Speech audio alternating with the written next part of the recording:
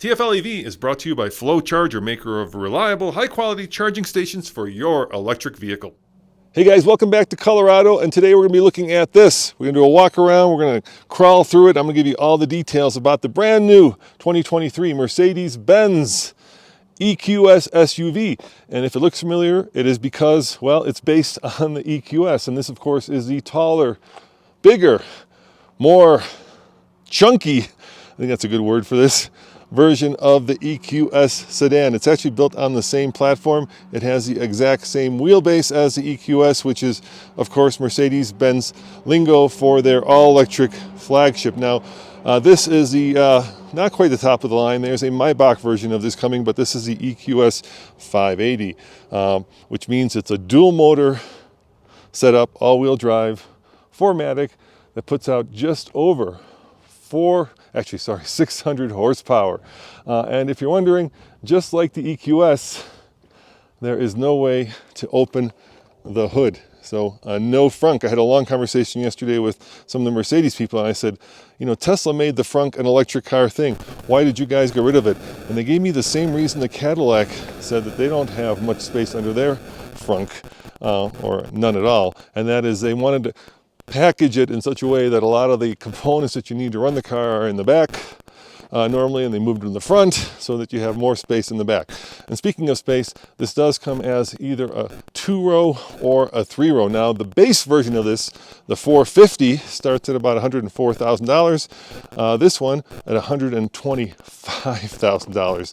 So, you know, it is the S-Class of the EQS lineup, obviously. Now on this one, we're running on 21s, and your neighbors will certainly know you bought an EQS because it's, well, right there predominantly displayed.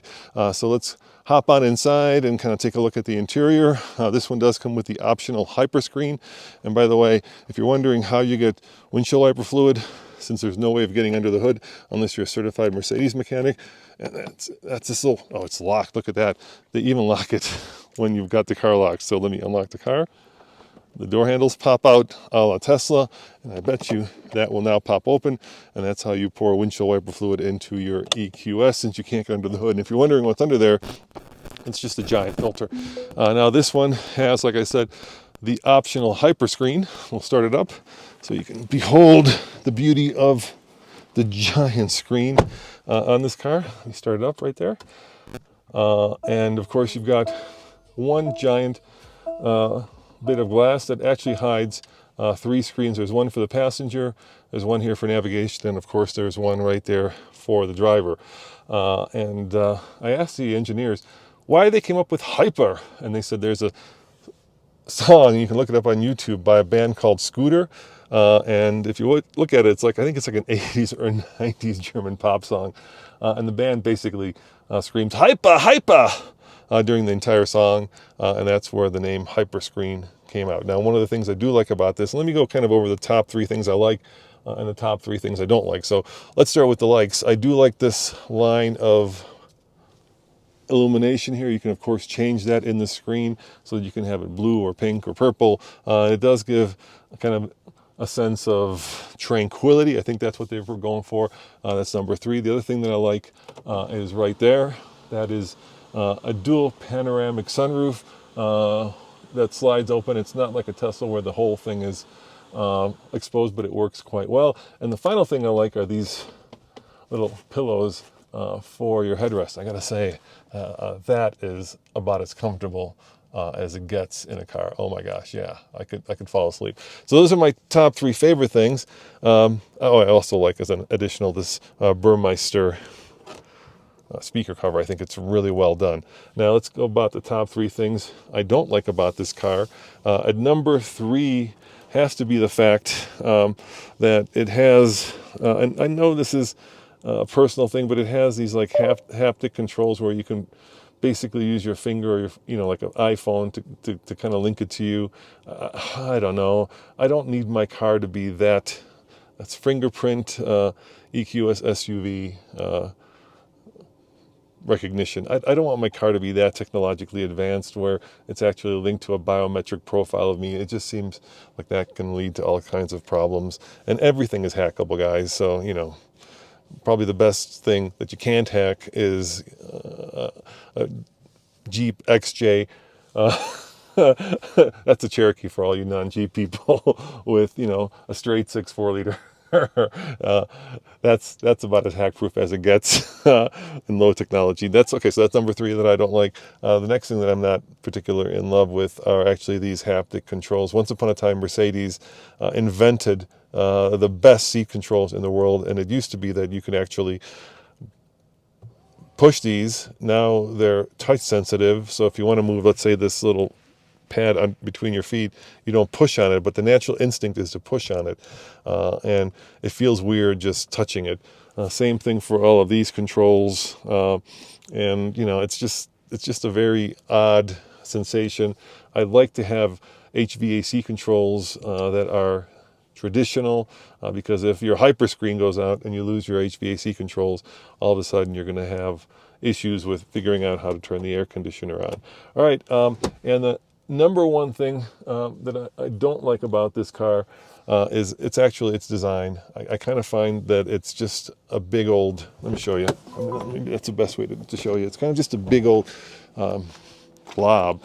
Now, you know, there's this element in design where it's like a raindrop of water, right? Where there's this perceived tension. The drop can only get so big before it explodes, and that means it's dynamic. It feels like that there's something about to happen. And if I look at this, it's hard to show because it's very blue here, but if I look at this waterfall of sheet metal, to me, that doesn't look like a raindrop that's full of potential life that's about to explode because it can't hold any more rain. That looks just kind of bloated and a little bit fat. And you know, if you look at, let's say, a Jaguar, maybe a E-Type from the past, that's a car that is able to embody both masculinity and femininity at the same time. That's a very hard thing to do. And this car just seems to, you know, bow down to the gods of aero to get as much range as possible. Anyway, I think I've ranted long enough. Speaking of range, we're looking at about 285 miles of range out of a 108 kilowatt hour battery in this top end model. Come on, open up. Why won't you open? There it goes. Okay, and then if you get the smaller one, same thing, 108 kilowatt hour battery, about 300 miles of range. That's for the 2-wheel drive version. Now, some of the things I do like is it's got tons of room. I mean, the EQS is a sedan with a coupe-like dimension. Here, look at all the headroom that I have. I mean, you know, tons of room. Of course, you've got your 4 passenger climate zones, which is really nice, and you can control, you know, the temperature for the back seat driver side passenger, which is, I think, really cool. And I do love this interior. I mean, this diamond stitching that kind of elongates is a really nice design touch. I've already touched upon these really nice pillows. This blue with this wood with like the little Mercedes star inside of it is also very elegantly done. So I think the interior is good. And I've noticed that rose gold that's hidden here in the vent is making a slow comeback. These little lights are also very elegant. It's just a nice place to spend time. I could see myself sitting back here for a cross-country trip and being very happy, or a trip from my house, let's say, to the grocery store and feeling like you're in something special. Let's check out the back, see how much room there is back here. In terms of towing, it does tow, they said 1,800 kilograms, which I think translates to about 4,000 pounds, give or take. You know, multiply 1,800 kilograms by 2.2, and gets about 10 inches of ground clearance in its off-road mode. Yes, indeed, this does have an off-road mode, and you can spec this with the optional third row, which this one doesn't have, but it's pretty tight. But if you've got kiddos, you know, that's a nice thing to have. And of course, no exhaust pipes. The other interesting feature is this is built in Tuscaloosa, So if you want an American Mercedes, this is the one, and it is currently available at your local Mercedes dealership. So they are for sale as we speak. Anyway, if you want the Mercedes-Benz SUV S-Class, the EQS SUV is the one to get. Like I said, we will be doing an off-road review with this very shortly, so be sure to go to alltfl.com to get up on the latest of TFL videos. And I'm going to go drive this here in Colorado. I'm at the Mount Evans entrance, which is closed for the season, by the way. I'm going to go drive this right now down that road and go take it off-road and see how she does off-road. By the way, this lighting signature is also pretty cool. This entire front lights up, and once again, these little interior stars are pretty cool. And you get not one, but two Mercedes-Benz stars, and this one also lights up. So at night, it does have pretty interesting light signature. As always, this is Roman reporting for the Fast Lane EV. See you guys next time, and thanks for joining me for this quick first look at the top dog, well, until the Maybach comes along, EQS SUV. See you guys next time. Ciao.